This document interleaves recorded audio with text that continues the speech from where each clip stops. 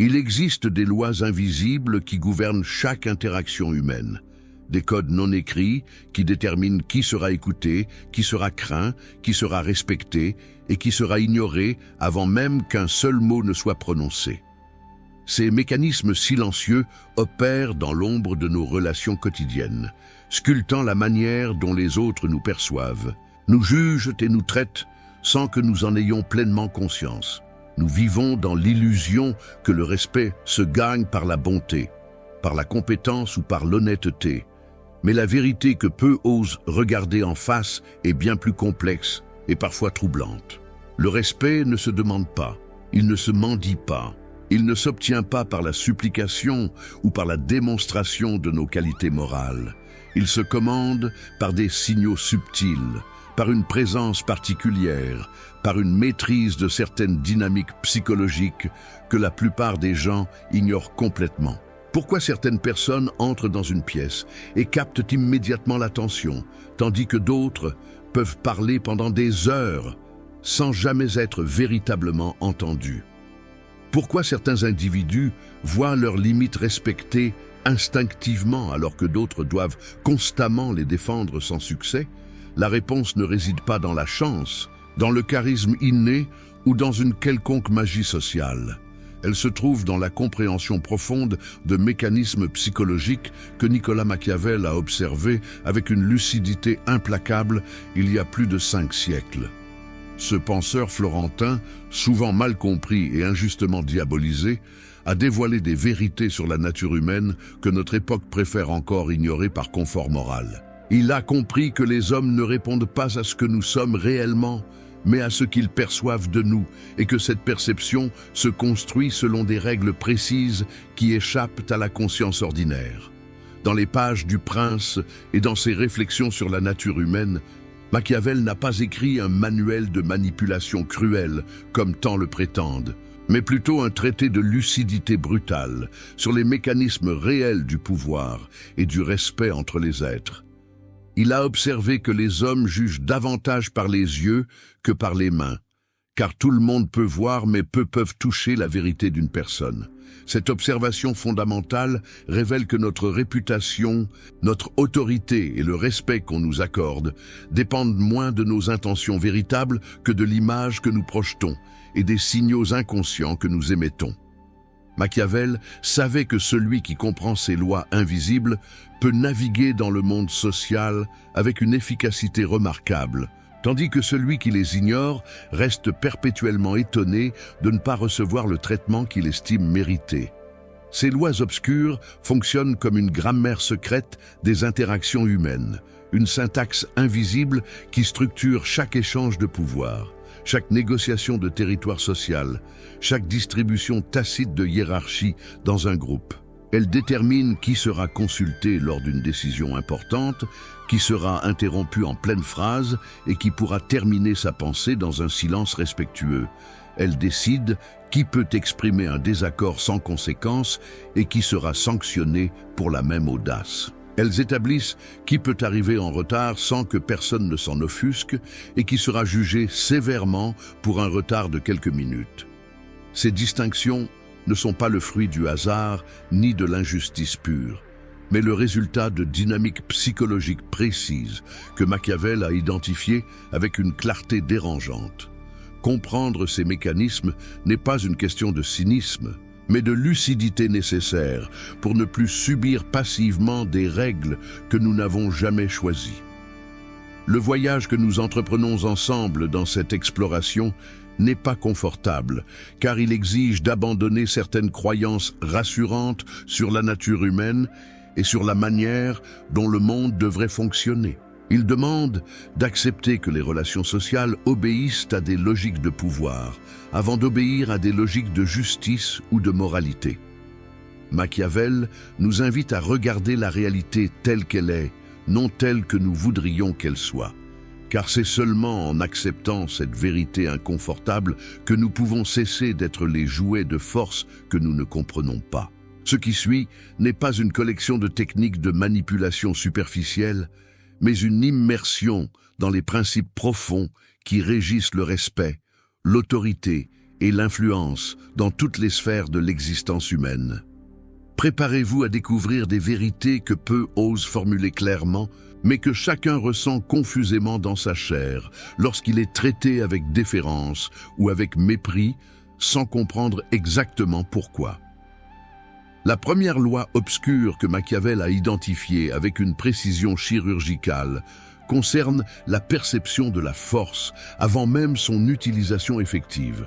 Dans l'univers des relations humaines, ce n'est pas la force réelle qui compte, mais la croyance en cette force dans l'esprit des autres. Un prince peut posséder une armée formidable, mais si personne ne croit en sa volonté de l'utiliser, cette armée n'a aucune valeur dissuasive. De la même manière, une personne peut avoir raison sur tous les points dans une discussion, mais si elle ne projette pas la conviction inébranlable en sa propre légitimité, ses arguments seront balayés par quelqu'un qui a moins raison mais plus de présence. Cette dynamique explique pourquoi tant de gens compétents et bien intentionnés se retrouvent marginalisés, tandis que d'autres, parfois moins qualifiés, occupent naturellement l'espace et captent l'attention. Le secret réside dans cette alchimie mystérieuse entre ce que nous sommes et ce que nous laissons paraître, entre notre substance réelle et l'ombre que nous projetons dans la conscience collective. Machiavel observait que les hommes, dans leur grande majorité, sont des créatures d'apparence qui réagissent aux signaux extérieurs bien plus qu'à la réalité profonde des situations. Cette observation n'est pas un jugement moral, mais un constat pragmatique sur le fonctionnement de l'esprit humain dans ses interactions sociales. Nous n'avons ni le temps ni l'énergie cognitive pour évaluer avec précision la valeur réelle de chaque personne que nous rencontrons, alors nous nous appuyons sur des raccourcis mentaux, sur des indices superficiels qui nous permettent de catégoriser rapidement notre environnement social. La posture d'un individu, le ton de sa voix, la fermeté de son regard, la vitesse de ses réponses, la manière dont il occupe l'espace physique, tous ces éléments transmettent des informations qui activent des réponses automatiques dans notre cerveau reptilien. Ces signaux primitifs déterminent en quelques secondes si nous percevrons quelqu'un comme dominant ou dominé, comme une menace ou comme une opportunité, comme quelqu'un à respecter ou comme quelqu'un à ignorer. Cette réalité dérangeante signifie que notre légitimité sociale ne dépend pas principalement de nos accomplissements objectifs, mais de la manière dont nous incarnons et communiquons notre propre valeur.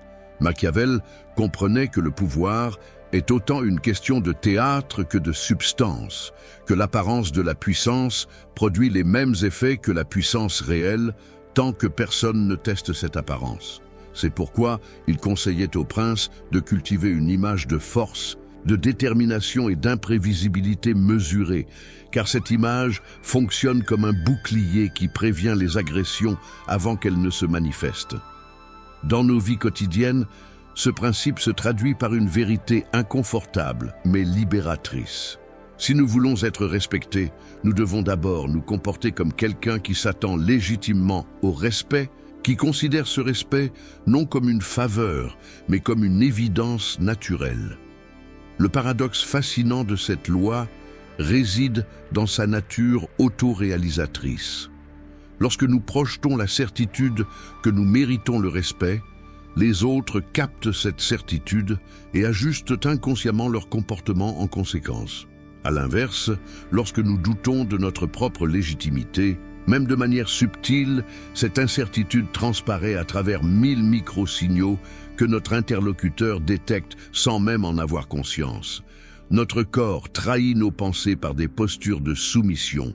Notre voix révèle notre anxiété par des hésitations et des montées inattendues dans les aigus. Nos yeux fuient le contact direct pour éviter une confrontation que nous anticipons déjà comme perdante. Machiavel aurait reconnu dans ces mécanismes la confirmation de sa thèse selon laquelle les hommes construisent leur réalité sociale non sur des faits objectifs, mais sur des perceptions partagées qui se renforcent mutuellement jusqu'à devenir indiscutables. Cette première loi nous enseigne donc que le respect commence par un acte de foi intérieur, par une décision souveraine de nous considérer nous-mêmes comme dignes de considération. Il ne s'agit pas d'arrogance déconnectée de la réalité, mais d'une affirmation tranquille de notre propre valeur qui ne cherche pas l'approbation externe pour se justifier. Machiavel distinguait clairement entre la faiblesse qui mendie la reconnaissance et la force qui l'assume comme un droit naturel. Cette distinction est capitale, car elle éclaire pourquoi certaines personnes obtiennent facilement ce que d'autres ne réussissent jamais à conquérir, malgré des efforts considérables. Ceux qui comprennent cette loi cessent de quémander le respect comme s'il était un cadeau que les autres pourraient leur accorder ou leur refuser selon leur bon vouloir.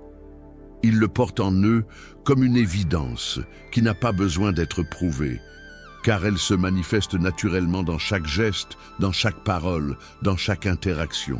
L'application pratique de ce principe exige une transformation profonde de notre rapport à nous-mêmes et aux autres. Il s'agit d'abandonner la posture du solliciteur qui espère être remarqué pour ses qualités et d'adopter celle du souverain qui ne doute pas de sa légitimité. Cette métaphore n'implique pas la tyrannie ou l'autoritarisme brutal, mais plutôt une présence ancrée dans la certitude intérieure. Machiavel notait que les princes les plus efficaces n'étaient pas nécessairement les plus cruels, mais les plus cohérents dans la projection de leur autorité. Ils ne ressentaient pas le besoin de prouver constamment leur pouvoir, car leur attitude générale le démontrait sans effort. Dans nos existences ordinaires, cette leçon se traduit par une invitation à cultiver une présence calme mais ferme, une manière d'être qui communique silencieusement que nous ne sommes pas négociables dans nos valeurs fondamentales, que nous ne nous dévalorisons pas pour obtenir l'approbation, que nous occupons légitimement l'espace qui est le nôtre. La maîtrise de cette première loi obscure transforme radicalement la qualité de nos interactions sociales, car elle modifie la dynamique fondamentale de nos échanges. Lorsque nous cessons d'envoyer des signaux de disponibilité illimitée et de flexibilité excessive, lorsque nous établissons par notre simple présence que nous avons des limites claires et que ces limites seront respectées, quelque chose de magique se produit dans la psychologie de nos interlocuteurs. Ils recalibrent automatiquement leur comportement, ajustent leur manière de s'adresser à nous, deviennent plus attentifs à ne pas franchir des lignes qu'ils perçoivent désormais comme dangereuses. Cette transformation ne nécessite pas de déclarations grandiloquentes ni de démonstrations agressives de force. Elle opère dans le domaine subtil des énergies interpersonnelles, là où Machiavel savait que se jouent les véritables batailles du pouvoir et du respect. La deuxième loi que Machiavel a mise en lumière concerne la gestion stratégique de la prévisibilité et de l'imprévisibilité dans nos comportements. Le penseur florentin observait que celui qui devient totalement prévisible perd tout pouvoir de négociation, car les autres peuvent anticiper ses réactions et exploiter cette connaissance à leur avantage. Dans le domaine politique, comme dans les relations personnelles, la prévisibilité absolue équivaut à une vulnérabilité qui invite à la manipulation. Si votre entourage sait avec certitude que vous accepterez toujours de rendre service, que vous pardonnerez toujours les offenses, que vous reviendrez toujours après avoir été rejeté, votre valeur sociale diminue drastiquement, car vous êtes devenu une constante fiable que personne ne craint de perdre. Cette dynamique cruelle mais réelle explique pourquoi les personnes les plus dévouées sont souvent celles qui reçoivent le moins de considération, non par méchanceté délibérée, mais par la simple logique économique de la rareté et de la valeur perçue. Machiavel ne prônait pas l'incohérence chaotique ni la volatilité irrationnelle, mais plutôt une imprévisibilité calculée qui maintient les autres dans un état de vigilance respectueuse. Il s'agit d'introduire suffisamment d'incertitude dans nos réponses pour que notre entourage ne puisse jamais nous tenir pour acquis, pour qu'ils réfléchissent à 2 fois avant de franchir nos limites, pour qu'ils valorisent notre présence et notre bonne volonté comme des ressources précieuses qui ne sont pas garanties éternellement. Cette stratégie n'est pas une forme de cruauté gratuite, mais une reconnaissance lucide de la psychologie humaine qui attribue plus de valeur à ce qui est rare et potentiellement perdu qu'à ce qui est constant et assuré. Dans l'économie de l'attention et du respect, nous devenons intéressants et précieux dans la mesure où nous conservons une part de mystère, une zone d'imprévisibilité qui empêche les autres de nous ranger dans une catégorie définitive. L'application de ce principe dans nos vies quotidiennes demande un équilibre délicat entre fiabilité et surprise. Nous devons être suffisamment cohérents pour inspirer confiance dans les domaines essentiels, mais suffisamment variables pour éviter d'être catalogués comme des personnalités unidimensionnelles dont toutes les réactions sont connues d'avance. Machiavel suggérait que le prince devait être perçu comme capable à la fois de grande générosité et de grande sévérité, non pas de manière arbitraire, mais selon une logique que les autres ne peuvent pas complètement déchiffrer. Cette ambiguïté stratégique crée un climat de respect prudent où chacun préfère traiter avec considération quelqu'un dont on ne peut prédire avec certitude toutes les réponses. Dans nos relations professionnelles, cela peut signifier d'accepter parfois des demandes raisonnables et de refuser catégoriquement d'autres fois des sollicitations similaires, créant ainsi un pattern suffisamment complexe pour que personne ne puisse nous prendre pour des ressources automatiquement disponibles. Cette dimension de l'imprévisibilité calculée touche également à la question de nos émotions et de leur expression. Machiavel observait que celui qui montre toutes ses cartes, qui exprime ouvertement chaque sentiment, qui rend transparente toutes ses motivations, se prive d'un pouvoir considérable dans l'interaction sociale. L'opacité stratégique n'est pas de la fausseté, mais une forme de protection et de préservation de notre espace intérieur. Lorsque les autres ne peuvent pas lire parfaitement nos états d'âme, lorsqu'ils ne savent pas exactement ce qui nous blesse ou nous réjouit, ils traitent avec nous avec plus de précaution, car ils craignent de déclencher des réactions qu'ils ne peuvent pas anticiper. Cette réserve stratégique n'implique pas de devenir froid ou distant, mais simplement de ne pas offrir aux autres un mode d'emploi complet de notre fonctionnement psychologique qu'ils pourraient utiliser pour nous manipuler ou nous dévaloriser. Le danger de la prévisibilité totale s'étend jusqu'à notre disponibilité temporelle et émotionnelle. Machiavel aurait reconnu dans le phénomène moderne de la disponibilité permanente via les technologies de communication un piège majeur pour le respect de soi.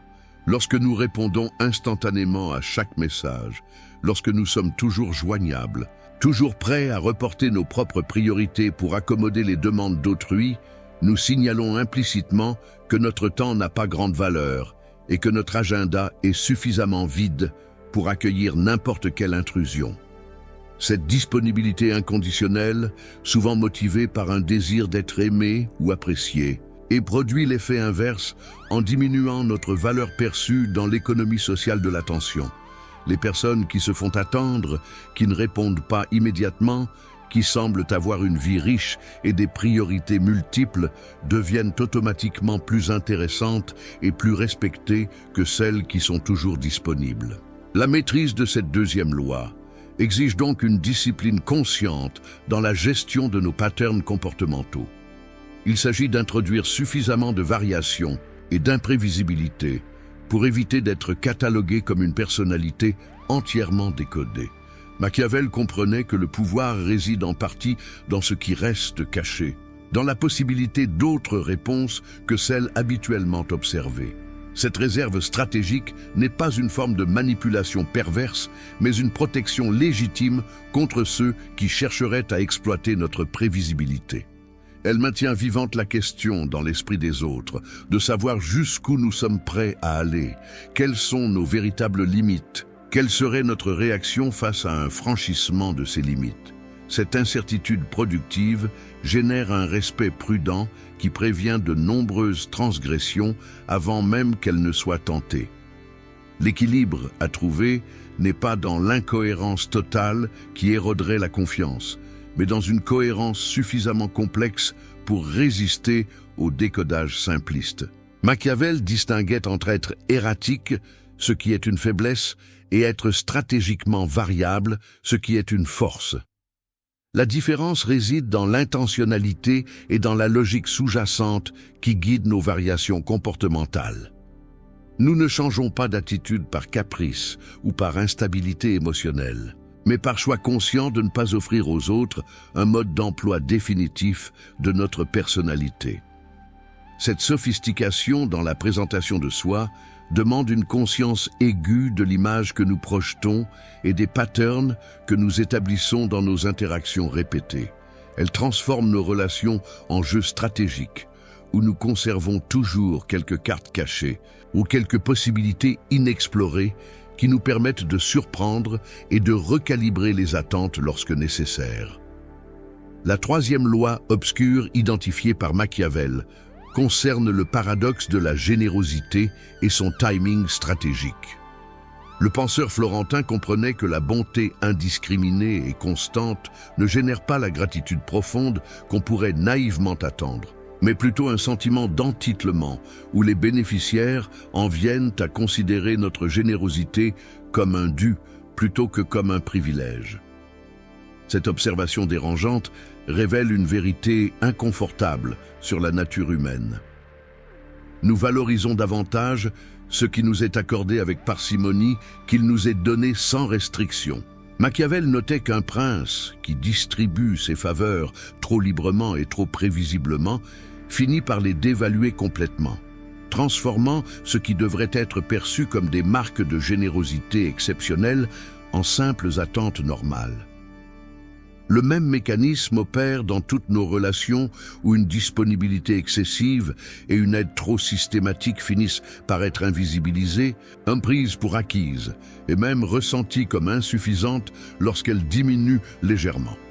Cette loi contre-intuitive explique pourquoi les personnes les plus généreuses sont souvent celles qui reçoivent le moins de reconnaissance et parfois même le plus de reproches. Leur bonté constante établit un nouveau niveau de base à partir duquel toute diminution est perçue comme une privation injuste plutôt que comme un simple retour à la normale. Machiavel observait ce phénomène dans la politique où les dirigeants qui tentaient de satisfaire toutes les demandes finissaient par mécontenter tout le monde car chaque groupe considérait les concessions faites aux autres comme des injustices à son égard.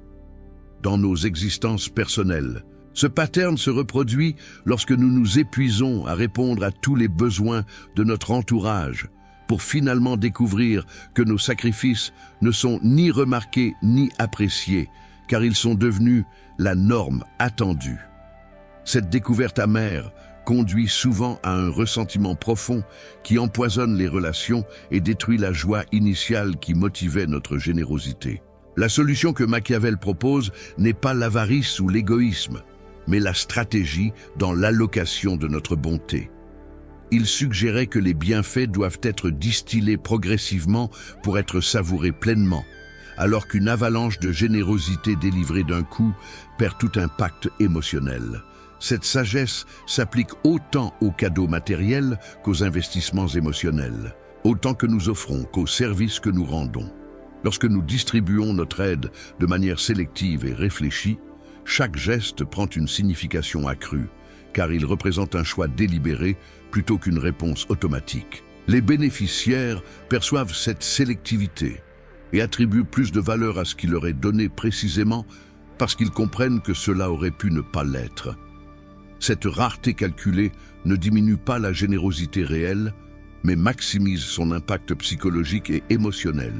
Machiavel allait plus loin en observant que le moment de la générosité importe autant que sa nature. Un bienfait accordé au bon moment, lorsque le besoin est pressant et l'attente faible, produit un effet décuplé comparé au même bienfait offert tardivement ou de manière prévisible. Cette temporalité stratégique demande une attention fine aux circonstances et aux besoins réels plutôt qu'aux demandes exprimées. Parfois, la véritable générosité consiste à refuser ce qui est demandé pour offrir ce qui est nécessaire à un moment où cette offrande aura un impact maximal. Cette sophistication dans l'art de donner transforme la générosité d'un automatisme qui nous appauvrit sans enrichir véritablement les autres en un art subtil qui crée des liens de gratitude authentiques et durables. L'autre dimension cruciale de cette loi concerne la nécessité de laisser les autres contribuer et donner en retour. Machiavel comprenait que celui qui donne sans jamais recevoir crée un déséquilibre qui génère du ressentiment plutôt que de la gratitude. Les êtres humains ont besoin de réciprocité pour maintenir leur dignité dans une relation. Lorsque nous refusons systématiquement toute forme d'aide ou de contribution de la part des autres, sous prétexte de ne pas les déranger, nous les privons de l'opportunité de rééquilibrer la balance et nous les maintenons dans une position inférieure qui finit par éroder leur respect envers nous.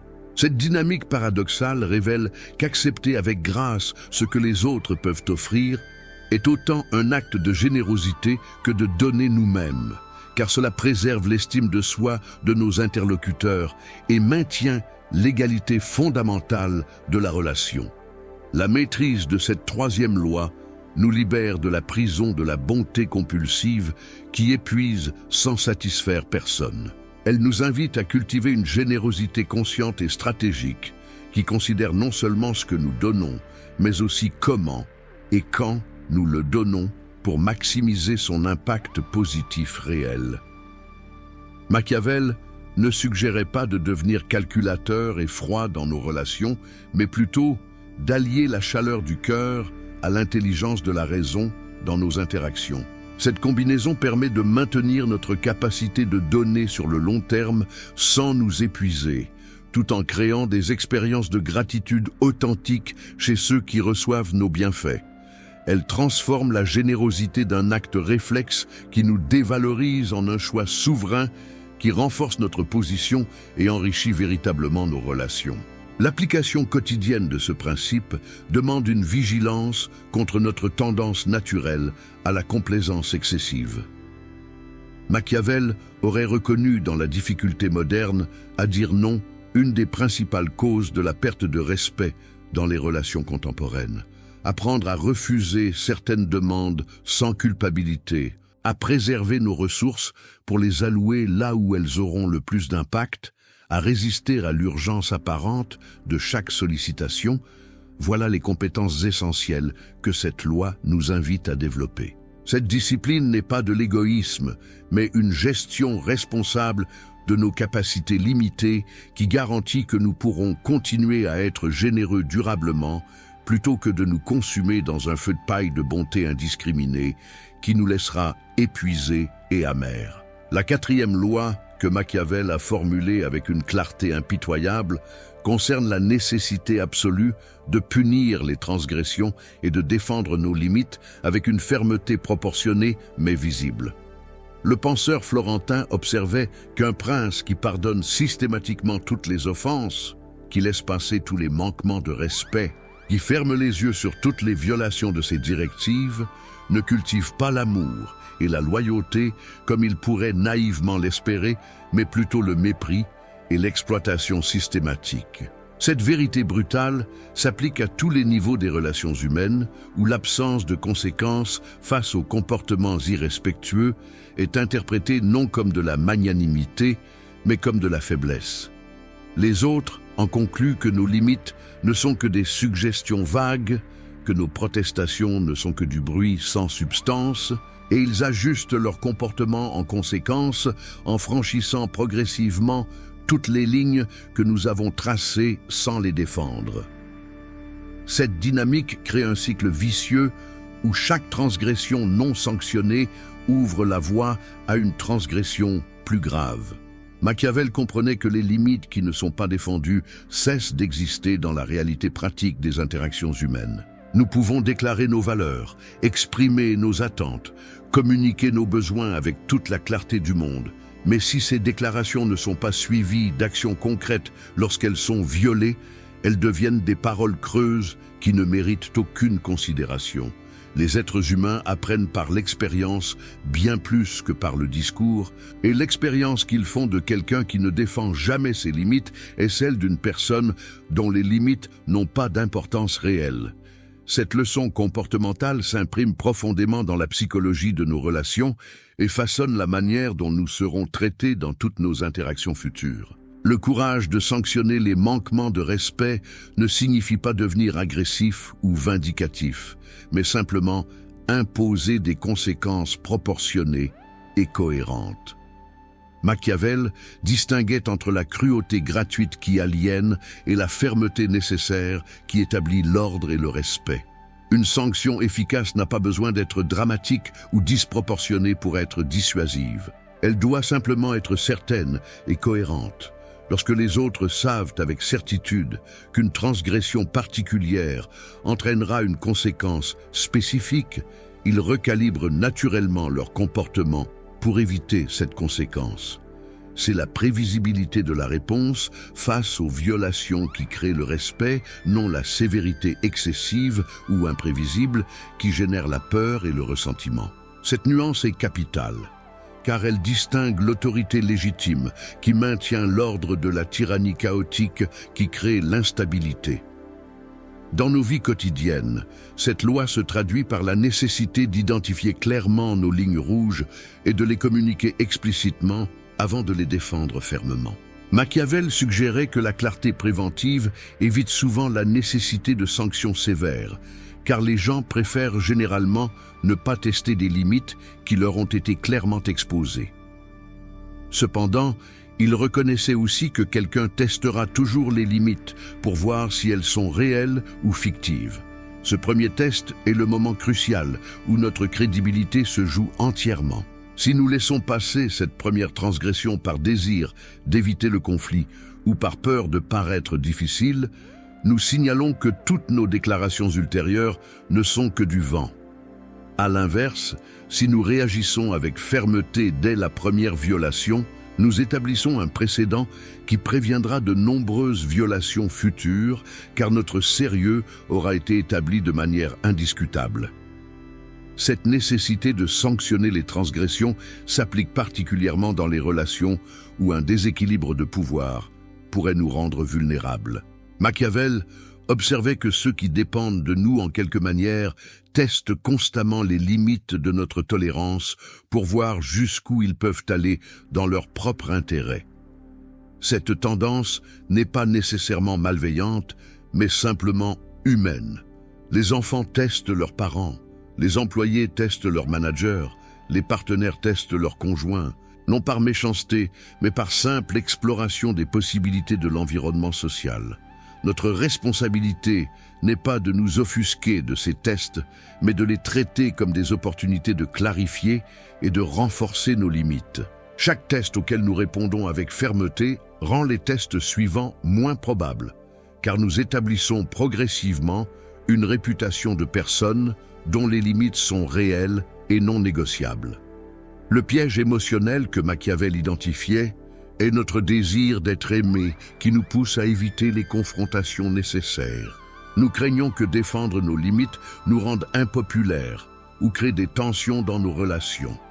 Cette crainte nous paralyse et nous transforme en victimes consentantes qui accumulent les ressentiments silencieux jusqu'à l'explosion finale.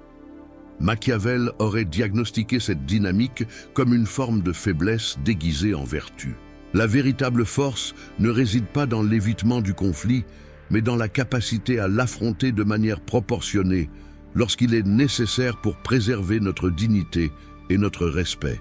Les personnes véritablement respectées ne sont pas celles qui ne créent jamais de vagues, mais celles qui ont démontré qu'elles peuvent et vont défendre leurs intérêts essentiels lorsque ces intérêts sont menacés. La maîtrise de cette quatrième loi transforme radicalement nos relations, car elle élimine l'ambiguïté qui invite aux transgressions. Machiavel comprenait que la clarté des conséquences crée un environnement stable, où chacun sait exactement où il se situe. Cette stabilité est confortable même pour ceux qui sont sanctionnés, car ils comprennent la logique du système et peuvent ajuster leur comportement en conséquence. L'instabilité naît de l'incohérence où les limites semblent changer arbitrairement et les conséquences apparaître de manière imprévisible. En établissant un système clair et cohérent de limites et de conséquences, nous créons paradoxalement un espace de relation plus détendu, car personne ne marche sur des œufs en se demandant ce qui est acceptable. Cette prévisibilité dans les conséquences de transgression coexiste parfaitement avec l'imprévisibilité stratégique dont nous avons parlé précédemment, car elles opèrent dans des domaines différents de l'interaction sociale. La 5e loi obscure, révélée par Machiavel, concerne la gestion stratégique de l'information et le pouvoir de l'opacité sélective. Le penseur florentin observait que celui qui révèle toutes ses intentions, qui expose tous ses plans, qui partage toutes ses vulnérabilités, se prive d'un avantage considérable dans l'arène sociale et se rend vulnérable à l'exploitation. Cette sagesse peut sembler contraire au discours contemporain sur l'authenticité et la transparence totale. Mais Machiavel distinguait entre l'honnêteté fondamentale dans nos valeurs et la divulgation naïve de toute information stratégique. L'authenticité n'exige pas que nous rendions notre âme entièrement lisible à quiconque croise notre chemin. Elle demande plutôt que nous soyons fidèles à nos principes profonds, tout en maintenant une zone de discrétion qui protège nos intérêts légitimes et préserve notre pouvoir de manœuvre dans les situations complexes.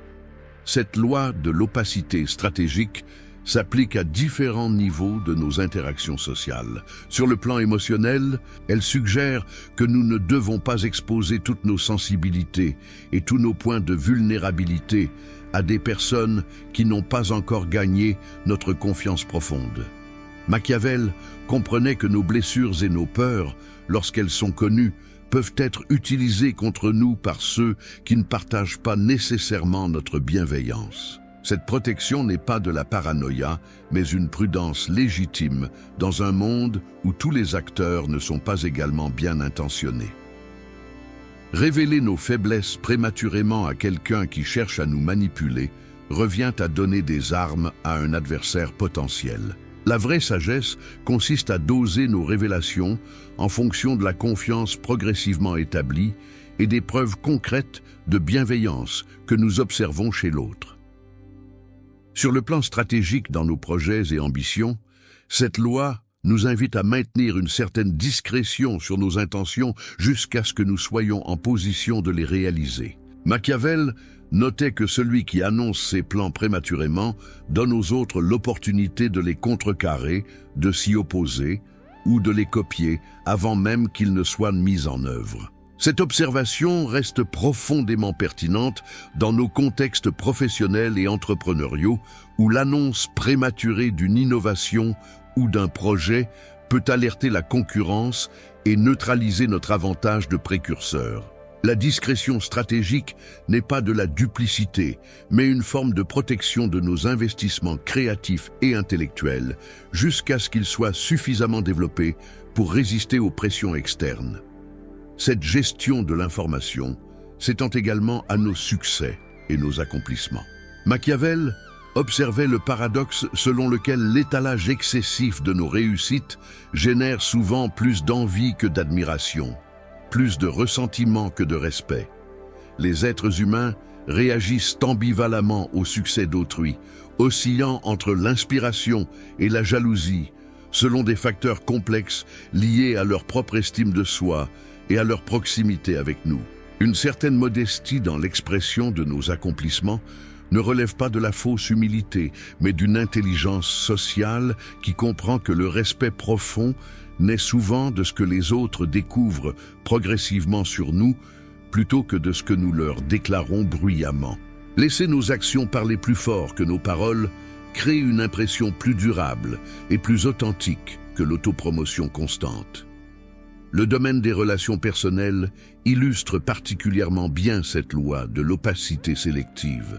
Machiavel aurait reconnu dans la tendance moderne à tout partager immédiatement sur les réseaux sociaux une forme de vulnérabilité stratégique qui diminue notre pouvoir personnel. Lorsque nous exposons publiquement chaque détail de notre vie privée, chaque émotion, chaque pensée, nous créons un livre ouvert que n'importe qui peut lire pour mieux nous comprendre et potentiellement nous manipuler. Cette transparence totale est souvent justifiée par un désir d'authenticité, mais elle confond l'honnêteté avec l'exhibition. Nous pouvons être profondément authentiques dans nos valeurs et nos principes, tout en maintenant une sphère privée qui reste mystérieuse pour ceux qui ne font pas partie de notre cercle intime. Cette réserve protège notre jardin secret et préserve une profondeur qui nous rend plus intéressants et plus respectés. La maîtrise de cette 5e loi demande un discernement constant sur ce qui doit être partagé, avec qui et dans quel contexte. Machiavel suggérait que la sagesse consiste à calibrer nos révélations en fonction de plusieurs critères: la confiance établie avec l'interlocuteur, la pertinence de l'information pour le contexte présent, les risques potentiels associés à cette divulgation et les bénéfices réels que nous en tirerions. Cette évaluation multidimensionnelle transforme chaque interaction en une décision consciente plutôt qu'en un déversement automatique de tout ce qui nous passe par la tête. Elle nous rend plus intentionnels dans notre communication et plus protégés contre les conséquences involontaires de l'oversharing qui caractérise tant notre époque hyper connectée et hyper personnalisée.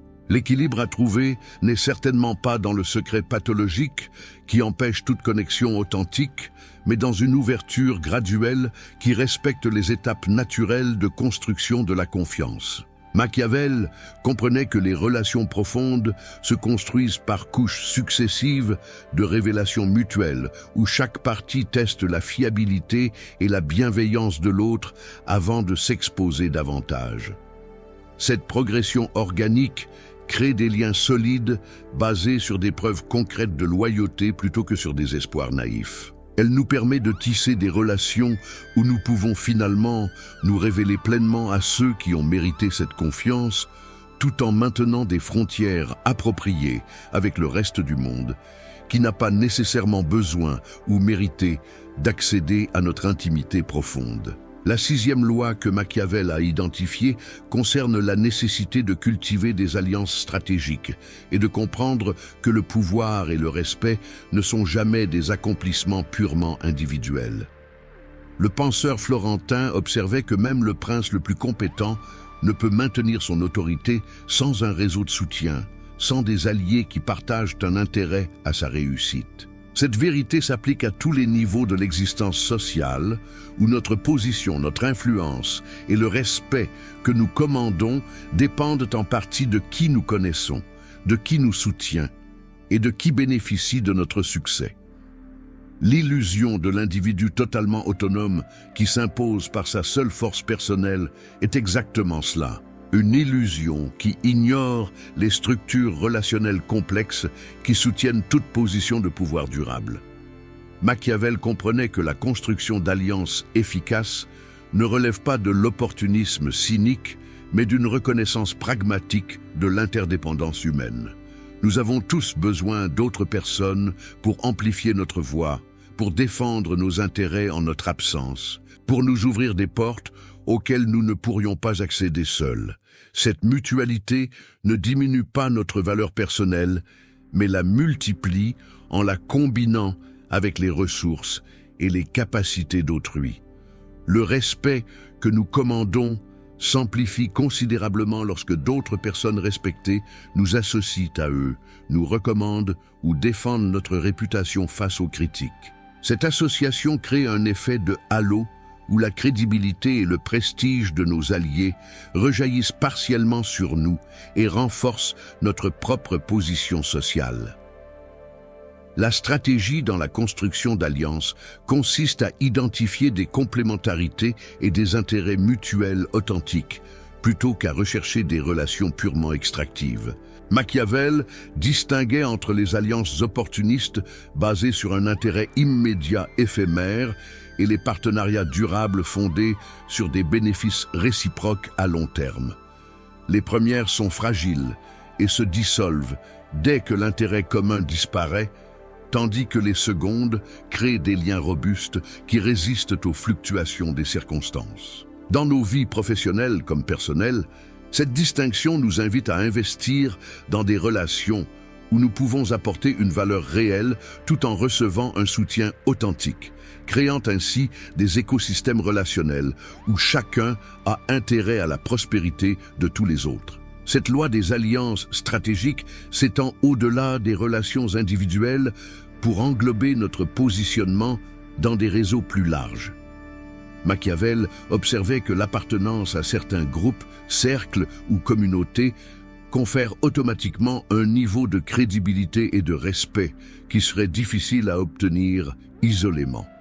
Notre association avec des institutions prestigieuses, des communautés respectées ou des mouvements valorisés agit comme une certification sociale qui facilite notre acceptation dans de nouveaux contextes. Cette dynamique explique pourquoi tant d'efforts sont investis dans l'obtention de diplômes d'institutions reconnues, dans l'adhésion à des organisations professionnelles ou dans la participation à des communautés influentes. Ces affiliations ne sont pas de simples ornements superficiels, mais des signaux puissants qui façonnent la perception initiale que les autres ont de nous avant même de nous connaître personnellement. Machiavel notait également l'importance de la réciprocité active dans le maintien d'alliances durables. Contrairement à une exploitation unidirectionnelle, où nous chercherions uniquement à extraire de la valeur de nos relations, la véritable maîtrise stratégique consiste à créer et maintenir des flux bidirectionnels de bénéfices mutuels. Cela signifie être attentif aux besoins de nos alliés, chercher activement des opportunités de leur être utiles et investir dans leur succès avec la même énergie que nous investissons dans le nôtre. Cette générosité stratégique n'est pas de l'altruisme naïf, mais une forme d'investissement relationnel qui garantit que nos alliés resteront motivés à nous soutenir, car ils bénéficient tangiblement de notre association. Le piège à éviter dans la construction d'alliances est la dépendance excessive envers un nombre trop restreint de soutiens. Machiavel mettait en garde contre la concentration de notre pouvoir social dans une ou deux relations critiques qui, si elles venaient à se rompre, nous laisseraient complètement isolés. La sagesse consiste à cultiver un portfolio diversifié d'alliances dans différentes sphères de notre existence, créant ainsi une redondance protectrice où la perte d'une relation ne détruit pas notre position globale. Cette diversification relationnelle nous rend plus résilients face aux inévitables fluctuations des dynamiques sociales et nous offre des options alternatives lorsque certaines portes se ferment. La dimension éthique de cette loi mérite attention, car elle peut sembler encourager une instrumentalisation cynique des relations humaines.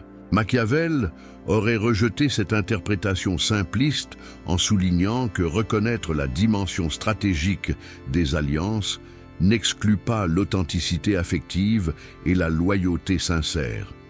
Nous pouvons simultanément apprécier quelqu'un pour ses qualités humaines et reconnaître que notre relation mutuelle apporte des bénéfices pratiques à tous les deux.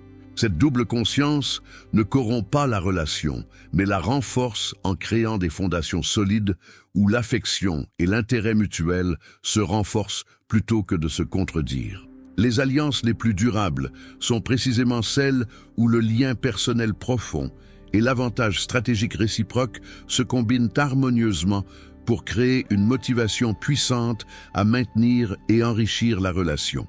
La 7e loi obscure formulée par Machiavel concerne la gestion de notre réputation et la compréhension que notre image sociale possède une existence et une dynamique partiellement indépendantes de notre réalité objective. Le penseur florentin observait que la perception collective qu'ont les autres de nous fonctionne comme une réalité autonome qui influence profondément les opportunités qui s'offrent à nous et le traitement que nous recevons. Cette réputation se construit à travers une accumulation de récits, d'impressions et de jugements qui circulent dans nos réseaux sociaux bien au-delà de notre contrôle direct. Un prince peut être brave, mais si la rumeur de sa lâcheté se répand, il devra faire face aux conséquences de cette perception erronée, aussi sûrement que s'il était effectivement lâche. Cette dissociation entre ce que nous sommes et ce que les autres croient que nous sommes crée un espace complexe que nous devons naviguer avec intelligence. Machiavel comprenait que négliger notre réputation par principe ou par désintérêt revient à abandonner un instrument de pouvoir considérable entre les mains du hasard et des intentions d'autrui. Notre image sociale se formera de toute façon, avec ou sans notre participation active à sa construction. La question n'est donc pas de savoir si nous devons nous en préoccuper, mais plutôt comment nous pouvons influencer intentionnellement les récits qui circulent sur nous sans tomber dans l'obsession paranoïaque ou dans la manipulation grossière. Cette influence commence par une cohérence entre nos actions publiques et les valeurs que nous souhaitons incarner. Chaque comportement observable contribue à renforcer ou à contredire l'image que nous voulons projeter. L'accumulation de ces observations crée progressivement un pattern reconnaissable que les autres utiliseront pour prédire notre comportement futur et pour décider du niveau de respect et de confiance qu'ils nous accorderont. La gestion stratégique de la réputation implique également une conscience aiguë des récits que d'autres racontent sur nous en notre absence. Machiavel notait que notre véritable réputation se forge davantage dans les conversations où nous ne sommes pas présents pour nous défendre que dans les interactions directes où nous pouvons contrôler l'impression immédiate. Cette réalité souligne l'importance d'avoir des alliés qui portent et défendent notre image dans les espaces où nous n'avons pas accès. Ces ambassadeurs informels de notre réputation jouent un rôle crucial en contrant les récits négatifs, en soulignant nos contributions positives et en contextualisant nos erreurs de manière équitable. Cultiver ces relations où les autres ont intérêt à nous défendre devient donc une compétence stratégique essentielle pour maintenir une réputation solide face aux inévitables critiques et malentendus. Cette loi de la réputation révèle aussi l'importance critique de gérer les crises et les erreurs avec une communication appropriée. Machiavel observait que ce n'est souvent pas l'erreur elle-même qui détruit une réputation, mais la manière dont elle est gérée après coup. Une erreur reconnue rapidement avec sincérité et suivie d'actions correctives peut parfois renforcer une réputation en démontrant intégrité et capacité d'apprentissage. À l'inverse, une erreur niée, minimisée ou défendue avec mauvaise foi transforme un incident mineur en scandale majeur qui érode durablement la confiance. Cette sagesse nous invite à développer l'humilité nécessaire pour admettre nos torts lorsqu'ils sont évidents, tout en maintenant la fermeté appropriée face aux accusations injustifiées qui ne méritent que d'être réfutées clairement. Le paradoxe de la réputation identifiée par Machiavel est qu'elle se construit à la fois sur des accomplissements réels et sur la perception de ces accomplissements.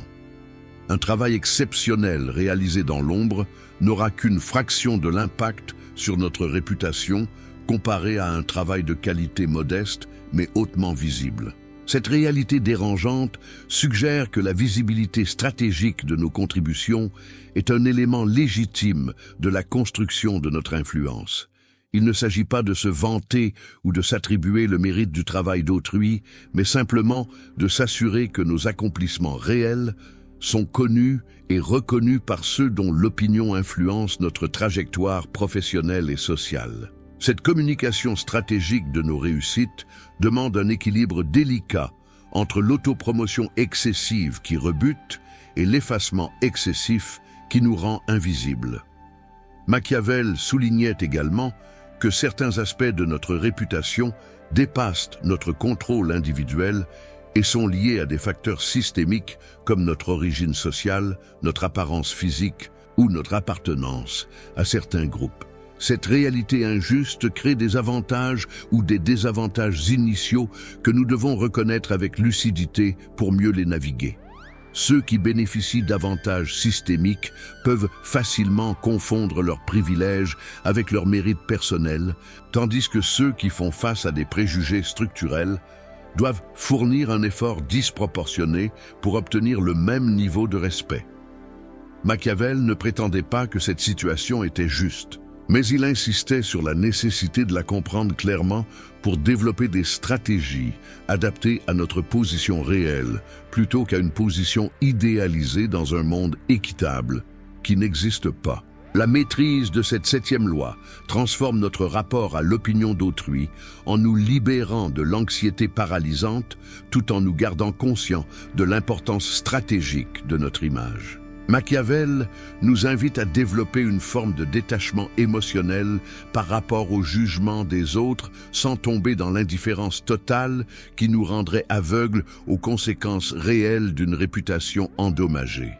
Cette position équilibrée nous permet d'investir intentionnellement dans la construction d'une réputation solide basée sur des accomplissements réels et des valeurs cohérentes, tout en acceptant sereinement que nous ne pouvons pas contrôler complètement ce que les autres pensent de nous. Cette sagesse nous protège à la fois de l'obsession destructrice de l'approbation universelle et de l'arrogance naïve qui ignorerait complètement l'importance sociale de la réputation. La 8e et dernière loi obscure que Machiavel nous révèle concerne la nécessité de développer une indépendance fondamentale qui nous rende moins vulnérables aux caprices et aux jugements d'autrui. Le penseur florentin observait que celui qui dépend entièrement des autres pour sa sécurité, son identité ou son bonheur se place dans une position de faiblesse chronique qui invite au non-respect. Cette dépendance excessive transforme nos besoins légitimes en vulnérabilité exploitable et donne aux autres un pouvoir disproportionné sur notre état émotionnel et notre trajectoire de vie. L'indépendance dont parle Machiavel n'est pas l'autosuffisance totale, qui serait à la fois impossible et indésirable, mais plutôt une autonomie fondamentale qui nous permet de survivre et même de prospérer, même si certaines relations ou certaines sources de soutien disparaissaient soudainement. Cette indépendance se manifeste d'abord sur le plan matériel et financier, où la capacité à subvenir à nos propres besoins nous libère de la nécessité d'accepter des situations humiliantes ou exploitatives. Machiavel comprenait que celui qui ne peut pas se permettre de partir est condamné à accepter un traitement qu'il ne tolérerait jamais s'il avait des options alternatives. Cette réalité économique brutale souligne l'importance stratégique de construire des compétences transférables, de maintenir des réserves financières raisonnables et de cultiver une employabilité qui nous donne du pouvoir de négociation dans nos relations professionnelles. L'indépendance économique n'est pas une fin en soi, mais un moyen de préserver notre dignité et notre capacité à refuser ce qui ne nous convient pas sans mettre en péril notre survie fondamentale. Sur le plan émotionnel, cette loi nous invite à développer une source interne de validation et d'estime de soi qui ne dépend pas entièrement du regard et de l'approbation des autres. Machiavel aurait reconnu dans la dépendance excessive à l'approbation externe une forme de servitude volontaire qui nous enchaîne aux opinions fluctuantes de notre entourage. Lorsque notre valeur personnelle est entièrement déterminée par ce que les autres pensent de nous, nous devenons des girouettes psychologiques qui changent constamment de direction selon les vents de l'opinion. Cette instabilité nous rend prévisibles et manipulables, car les autres découvrent rapidement qu'ils peuvent contrôler notre comportement en distribuant ou en retirant leur approbation. L'indépendance émotionnelle nous ancre dans une compréhension stable de notre propre valeur qui peut accueillir le feedback externe sans être détruite par la critique ni gonflée outre mesure par les louanges. Cette autonomie psychologique demande un travail intérieur considérable pour identifier et cultiver nos propres critères de réussite et de valeur personnelle, plutôt que d'adopter aveuglément les standards que la société ou notre entourage nous impose. Machiavel suggérait que le prince devait développer son propre jugement moral et stratégique, plutôt que de simplement suivre les conseils contradictoires de ses conseillers. Dans nos vies personnelles, cette sagesse se traduit par la nécessité de développer une boussole intérieure qui nous guide à travers les décisions complexes en nous appuyant sur nos valeurs profondes plutôt que sur les attentes changeantes d'autrui. Cette clarté interne nous rend moins vulnérables aux tentatives de manipulation qui exploitent notre confusion ou notre insécurité quant à ce qui est vraiment important pour nous. L'indépendance stratégique s'étend également à nos sources d'information et à notre capacité de jugement autonome. Machiavel mettait en garde contre la dépendance excessive envers une source unique d'informations ou de conseils qui pourrait filtrer la réalité selon ses propres intérêts. Dans notre contexte contemporain saturé d'informations, cette sagesse nous invite à cultiver un esprit critique qui confronte différentes perspectives avant de former nos propres conclusions. La capacité à penser par nous-mêmes, à questionner les récits dominants et à résister à la pression de conformité intellectuelle devient un atout stratégique majeur dans un monde où l'opinion publique peut être manufacturée et manipulée avec une sophistication croissante. Cette 8e loi révèle aussi l'importance de maintenir des options et des alternatives dans tous les domaines importants de notre existence. Machiavel observait que celui qui n'a qu'un seul plan, qu'une seule source de revenus, qu'une seule relation significative, se rend excessivement vulnérable aux fluctuations imprévisibles de la fortune. La sagesse consiste à développer une redondance stratégique où la perte d'une option ne nous détruit pas, car nous avons cultivé des alternatives viables. Cette diversification n'est pas de la méfiance pathologique, mais une forme de prudence réaliste qui reconnaît l'impermanence et l'incertitude inhérentes à l'existence humaine. Elle nous permet d'investir pleinement dans nos relations et nos projets actuels, tout en maintenant une capacité de réorientation si les circonstances changent radicalement. Le paradoxe libérateur de cette indépendance est qu'elle améliore paradoxalement la qualité de nos relations et de nos engagements. Machiavel comprenait que celui qui reste par choix conscient plutôt que par nécessité apporte une énergie et une authenticité différentes à ses engagements. Nos relations deviennent plus saines lorsqu'elles sont basées sur un désir mutuel plutôt que sur un besoin désespéré. Nos contributions professionnelles gagnent en créativité et en audace lorsque nous ne sommes pas paralysés par la peur de perdre notre seule source de subsistance. Cette autonomie fondamentale nous permet d'être généreux sans nous appauvrir, d'être vulnérables sans nous mettre en danger et d'être engagés sans nous perdre nous-mêmes dans l'autre ou dans nos projets. La maîtrise de cette dernière loi complète l'ensemble des principes machiavéliens en créant une fondation solide d'indépendance sur laquelle tous les autres mécanismes de pouvoir et de respect peuvent s'appuyer. Sans cette autonomie fondamentale, toutes les autres stratégies restent fragiles car elles reposent sur un terrain instable de dépendance excessive. Avec elles, nous devenons des acteurs véritablement souverains de notre propre existence, capables de naviguer les complexités des relations humaines avec une combinaison de force et de flexibilité, de pragmatisme et de principe. Machiavel nous invite ultimement à devenir des architectes conscients de notre propre vie, plutôt que des passagers passifs emportés par les courants des attentes et des manipulations d'autrui. Nous voici arrivés au terme de cette exploration des lois obscures qui régissent le respect et l'autorité dans l'univers complexe des relations humaines. Ce voyage à travers la pensée de Machiavel n'était pas une invitation au cynisme ni à la manipulation froide, mais plutôt un appel à la lucidité nécessaire pour cesser de subir passivement des mécanismes sociaux que nous ne comprenions pas. Chacune des 8 lois que nous avons explorées ensemble dévoile une facette de la réalité humaine que notre confort psychologique préférerait ignorer, mais que notre croissance personnelle exige d'affronter avec courage. Le respect ne se demande effectivement pas, il ne se mendie pas, il ne s'obtient pas par la supplication morale ou par l'exhibition de nos souffrances. Il se commande par une présence consciente, par une maîtrise des dynamiques relationnelles et par une cohérence entre ce que nous sommes et ce que nous laissons paraître au monde. La véritable révolution que Machiavel nous propose n'est pas dans l'acquisition de techniques superficielles de manipulation, mais dans une transformation profonde de notre rapport à nous-mêmes et aux autres.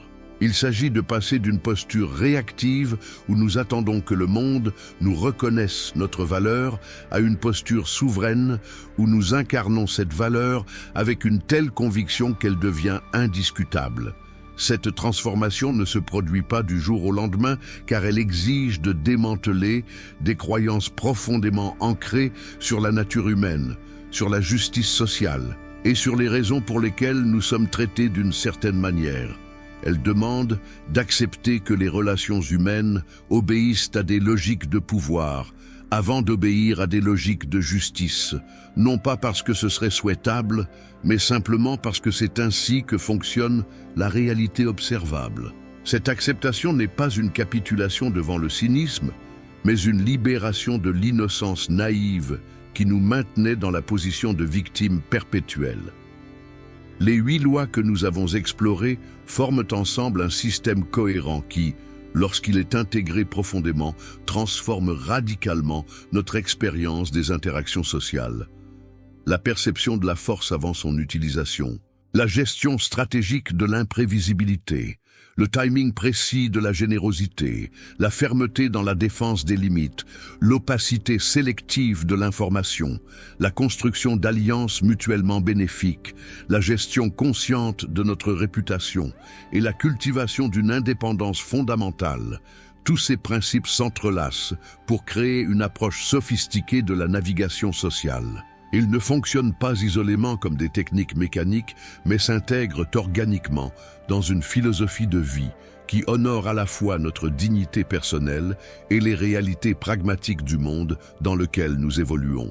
Cette synthèse nous permet de maintenir notre intégrité morale tout en développant l'efficacité stratégique nécessaire pour prospérer dans un environnement compétitif.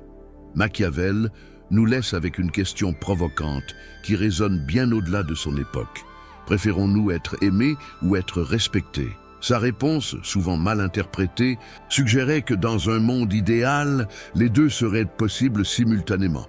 Mais que si nous devions choisir, le respect offre une base plus solide pour des relations durables et fonctionnelles.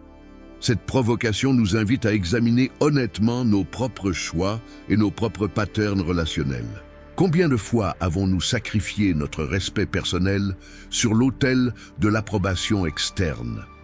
Combien de fois avons-nous accepté un traitement médiocre par peur de déplaire ou de créer des vagues?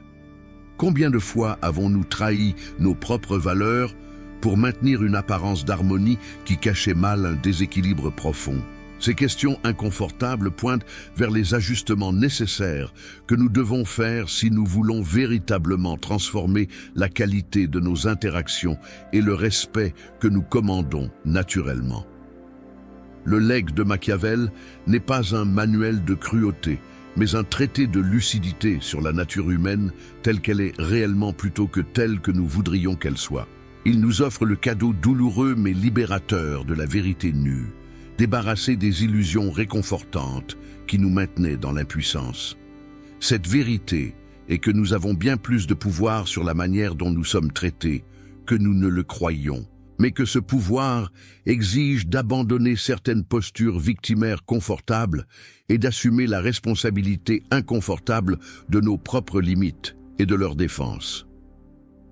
Le respect que vous méritez ne vous sera jamais donné gratuitement par la simple reconnaissance de vos qualités intrinsèques. Il devra être conquis, maintenu et défendu par une présence consciente et une maîtrise des lois invisibles qui gouvernent les interactions humaines depuis la nuit des temps. Si cette exploration a résonné en vous, si vous reconnaissez dans ces lois les mécanismes qui ont façonné vos propres expériences de respect ou de non-respect, alors partagez cette connaissance avec ceux qui pourraient en bénéficier. Laissez un commentaire pour nous dire laquelle de ces 8 lois vous parle le plus profondément et pourquoi elles résonnent particulièrement avec votre vécu personnel. Abonnez-vous à cette chaîne pour continuer cette exploration des vérités inconfortables mais libératrices sur la nature humaine et sur les mécanismes du pouvoir personnel. Activez la cloche des notifications pour ne manquer aucune des prochaines analyses qui continueront de dévoiler ces sagesses intemporelles qui transforment notre compréhension du monde social et notre capacité à y naviguer avec dignité et efficacité. Ensemble, nous formons une communauté de penseurs lucides qui refuse les illusions réconfortantes au profit de la vérité pragmatique qui nous rend véritablement libres et souverains dans nos propres existences.